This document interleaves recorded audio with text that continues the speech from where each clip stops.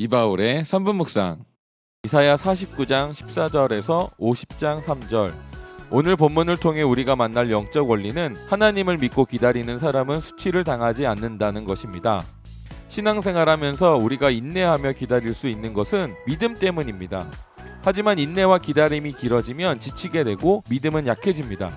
그래서 우리가 신앙생활하면서 본문 14절과 같은 생각을 할 때가 많습니다.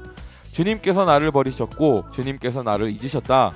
동일한 말로 사람들은 우리의 믿음을 비웃고 조롱합니다. 기다림은 신앙에 있어서 가장 중요한 부분입니다. 우리가 성숙한 신앙으로 나아가기 위해선 이 기다림에 대해서 해결할 수 있어야 합니다. 먼저는 기다림을 단축시킬 수 있는 비결을 배워야 합니다.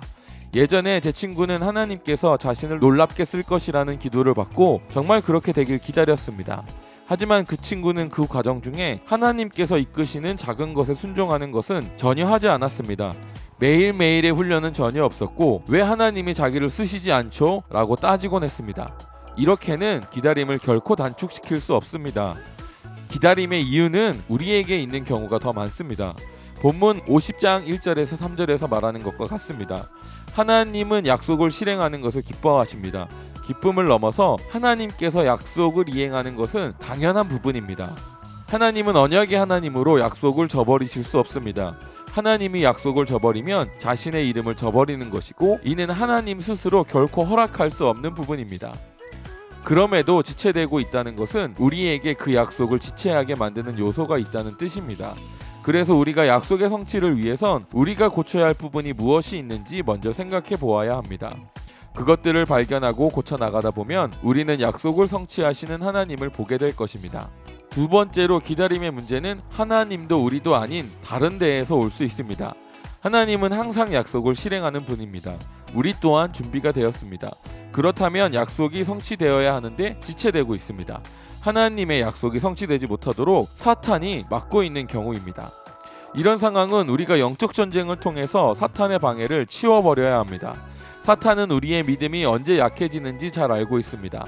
사탄은 우리를 지치게 만듭니다. 때로는 그 약속이 실행되지 않도록 막아서 우리의 믿음이 약해지도록 하는 것입니다.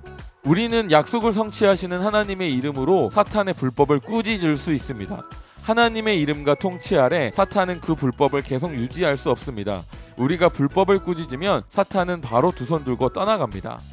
마지막으로 다시 한번 강조하면 하나님은 약속을 실행하시길 기뻐하는 분입니다. 우리는 그 약속을 믿고 기다린다고 해서 결코 수치를 당하지 않습니다. 도리어 우리는 그 약속으로 살아갑니다. 그 약속을 바라보고 소망을 갖고 살아갑니다. 약속은 소망을 주고 우리에게 살아갈 힘을 줍니다. 지치는 것은 하나님의 뜻이 아닙니다. 약속을 기다리는 것이 지치는 것이 아니라 소망으로 하루하루 살아가는 힘이 되어야 합니다. 그런 하루 되시길 바랍니다. 오늘 하루 약속과 기다림을 묵상하면서 힘이 있고 소망 넘치시길 바랍니다. 묵상에 동참합시다. 각자의 묵상 댓글로 남겨주세요. 함께 묵상하는 문화를 만들어 갑시다.